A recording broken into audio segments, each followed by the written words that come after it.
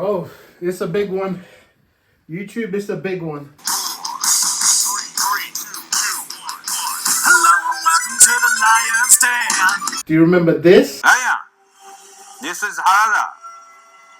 You have to do Lion's Den too. Okay? You got that? Or maybe you remember this. The devil's loving this. The devil's loving this. He'll come back to me like, good luck. Oh my God. Maybe you remember this. No, it's a JDCR. JD Sports. It almost never happened. I ran one of the biggest Tekken events of all time in Europe. With no budget, no sponsorships. I'm going to tell you at the end of the video how much everything cost me, by the way. Roll the tape. Let me tell you where Lion's Den began. I was just a university student going to Tekken events.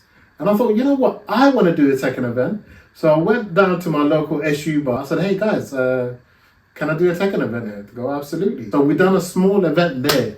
Now I'm going to tell you the inspiration behind doing Lion's Den was I was at a Tekken event and we would watch the Americans and the Koreans, but we were students. No one had the money to fly out to these events. I remember a player called Tariq and Umar Kazama. They were like, Ozzy, we can beat these guys. I said, you know what? What's it going to take to make that happen over here in London? Who's going to do that, bring that over here in London? One of the key components was I was obsessed. I was literally obsessed. I was doing 2 jobs at that time. Tekken Tag Tournament 2 was one of the worst games for attendance in Tekken Tag, but it was one of my favorites because I genuinely loved the community. Before then, I was doing interviews, I was hosting events. Not with anything, you're gonna get haters, critics, but not everyone's a hater. There is constructive criticism. And I remember this one guy said, Ozzy, you're just a clown. You don't provide. I said, okay, I'm gonna show you who the fuck I am. So I bumped into this kid called Spaghetti Rip, and he was telling me about how he loves Tekken and he's got his own crew called CKT. And I said, look, I wanna run a Tekken event. Are you down? He goes, I'm down. Now, what happened in Manchester, there was another brother called Munne Shah. He had issues with that community called NBA. And now, I done one event. He kept calling me. And he was like, Oz, man, look, you need to do another event. So what happened was, God put me in line with people who were obsessed as well. I needed a good team. And I had 2 people. We didn't necessarily get along, but we had one clear objective. We have something to prove, right? And honestly, that was the driving force behind the event. Now, what made Lion's Den special is I'm a huge movie fan. I've got movies running through my head all the time. I want to make people feel like they're going to a cinema to watch something they're really excited for. I'm going to make this fun and entertaining. We got the developer Harada disturbing my wedding to tell me to do an event. And then we got the key players. We got the champions. We had an Evo champion, Core. Evo World Champion, BMG. We had JDCR. He was a bit like Unicron from Transformers Generation 1. He was like a devouring planet, destroying everyone. People forget how good JDCR was. So this was the first time that we managed to get JDCR and Core. How I did it is I paid for half their flights. I didn't want them to just show up, and I wanted to bring out their personalities. I said, guys, do you want to do a video? They go, yeah. I said, this is the idea. I will write the idea down. Done JDCR's trailer. This is the first time people actually saw, hold on, man, my favorite player has actually got personality. He's actually funny. I tried to bring him out the element, and bro, kudos to Core, JDCR. Like Core, an Evo champion. JDCR, I'm sure he's won an Evo. These are legends of the game. They believed in my vision. And then we had Asim, the first Pakistani player to come to the UK. He absolutely destroyed everyone here.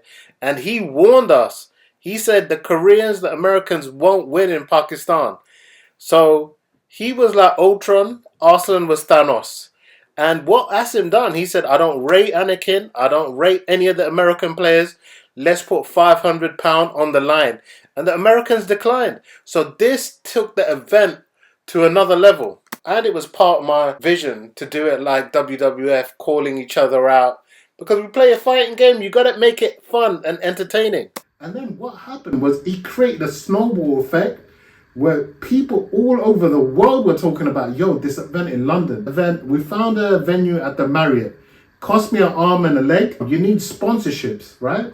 I never had any financial sponsorship, but I reached out to Namco, and people think Namco funded the event. No, they gave me 0. Yeah, you know what they did? At that time, they gave me an arcade stick, right? And at that time, Mad Cats was about, and I think Markman helped me with another arcade stick. Don't think Namco funded the event. It was out of my own pocket, right? I took the hit. What that done, it made it kind of official. People were like, hold on, this is sponsored by Namco. I had to buy Yama TVs. They're not cheap. I had to buy like good 20 of them. So they go at like £150 a pop. But the event almost never happened because we were so busy trying to set up the stream, the TVs. No one slept. 3 days, no sleep. No, believe me, no one slept. We coming into the venue. We got 200 people waiting outside. You got the main man there. You got JDCR. You got everyone who was supposed to be there was there. We show up.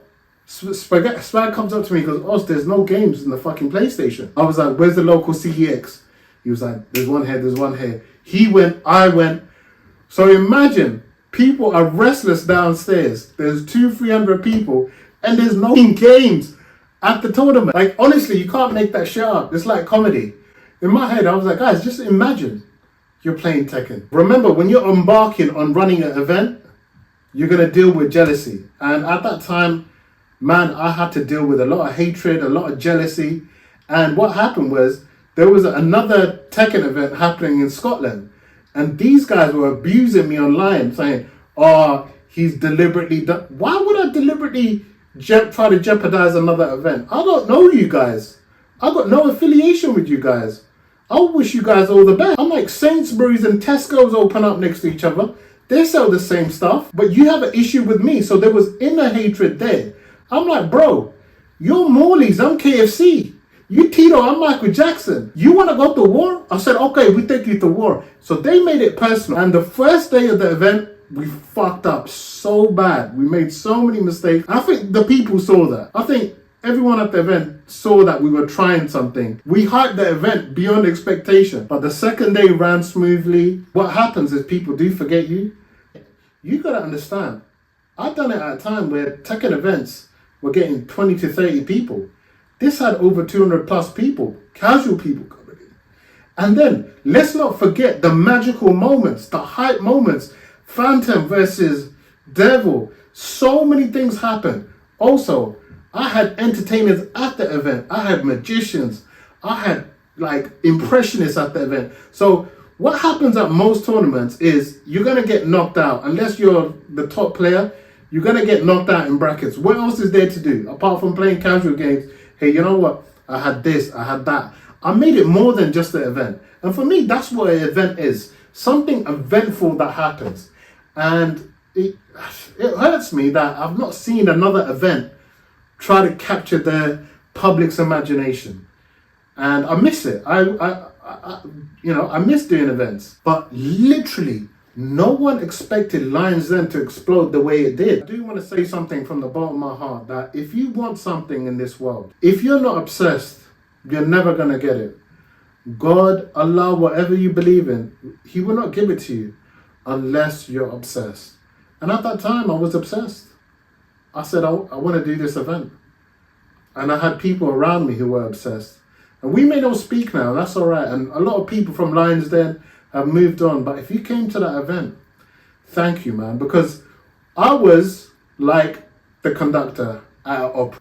And I had to make sure the symphony ran. I was an alchemist, creating something from nothing. And the universe conspired for me. So if you're looking to do a Tekken event, hopefully that helps. All my critics and haters were watching. And it was killing them that they weren't at the event. I know people up in Scotland were saying, Ozzy, we were watching your event. I said, you know what? If you hated me for no reason, how can you hate me? I put Tekken back on the map in 2014 when nothing was happening. Then I didn't have no security. And then a fight broke out at the event.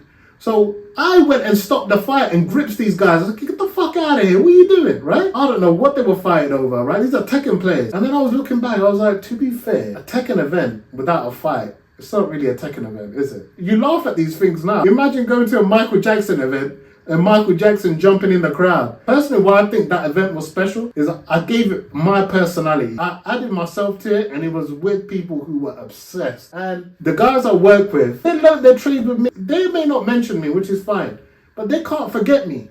Impossible. The path I was going down was a path that no one's been down before, because remember, I was a player, a commentator, a host. And I said, you know what? I want to push myself, and I'm always about pushing myself, whether it be in the gym or in anything in life. And what helped me push myself was going to the gym. This is going to sound crazy, but when you push yourself in the gym, it translates to other barriers of your life. So that time, that's what it done for me. And I was obsessed. Man, I want to go down a road that only a few can talk about. Not many of us can talk about that. Remember, I'm a kid from the ghetto of East London. I'm not rich.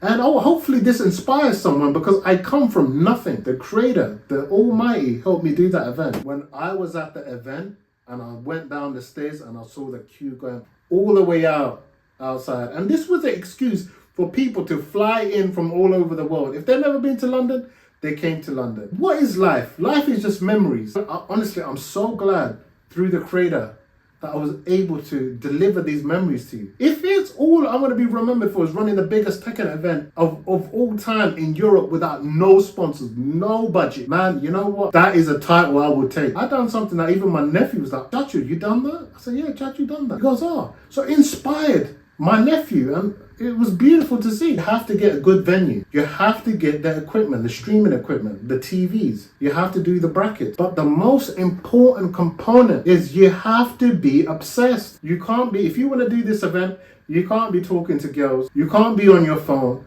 Social media weren't that prevalent at that time. No one was on this social media hype. Even though it was around, it wasn't as bad as it is now. The key component to doing Lions Den was obsession. You have to set a budget. You have to ask yourself, why are you doing it? Do you want to genuinely help the community? Do you really care about the community? Be ready to lose a lot of money. I didn't make any money from Lions Den, okay? Just to let you know. So what you guys been waiting for? Lions Den 2 was a budget of over £5,000. That's how much it cost me to do that event. That in 2025, I think will be 10 grand. Lions Den 3 cost me way more than that, but I'll do another video on that. Like way more, quadruple. I was not only an event organizer, I was a promoter as well. I printed out 1,000 flyers. I would go out on the streets every day when I'm at work. You guys wanna come to my event? Wanna come to my event? How badly do you want it? That's how badly I wanted it. I didn't have no time for no one. You have to sacrifice 4 months of your time. You have to get in touch with everyone you know, everyone in your phone book. Like, hey, I'm doing an event, you better come down. What hurt me was my own cousins that I had mad love for didn't show up, and the cousins that I was quite distant from showed up. You can have a great product, but if no one knows about it, what's the point? So that's what you have to do. You have to promote as a once-in-a-lifetime event. And it was the event. We didn't have no physical copies of the game. I thought personally it's over, but the biggest of planners, the Creator, had bigger plans. The event was rescued. People in the Tekken community, oh, it's not gonna work. Oh, bruv, stick to what you're doing. Oh, you're an entertainer, stick to that. I had support from my family. People that I thought would come to the event would be the first ones there didn't show up. I spent all my money that I had at this event dealing with all the BS, thinking, shit, what if this doesn't work out? And then after the event, I got fired from my job. And I got an email, sorry, you know, we feel you have other interests. They were following my social media. So people don't know, I lost my job after the event. I was really down. But that's life, up and down, and you get back up. It's one of the craziest things I've ever done in my life. I thank every single person that helped out that event. The volunteers, the people that were running the brackets. It was a joint community effort. Joe Gaming, big him up, 360 Gaming, helped me out with even more TVs. He goes, Oz, can I help you? These people cannot forget. Rayhan Sharwani, the pioneer of UK Tekken. You cannot forget these people. Real community effort. The whole London community came down and they truly helped out in every single way. Also, I want to give a massive shout out to Marcus, I want to shout out to Real Menace who held it down on the stream. Unfortunately, he's closed down his channel. All the fights were on his channel, so finding right Lions Den footage is kind of difficult. I hope you're well and I wish you the best. If I've forgotten anyone, please forgive me. I hope you enjoyed this, going down memory lane. If you liked the video, give it a like. If you were at the event and saw the event or heard about the event, let me know in the comments. If you want me to do more videos like this, hit that subscribe button and I'll do some more.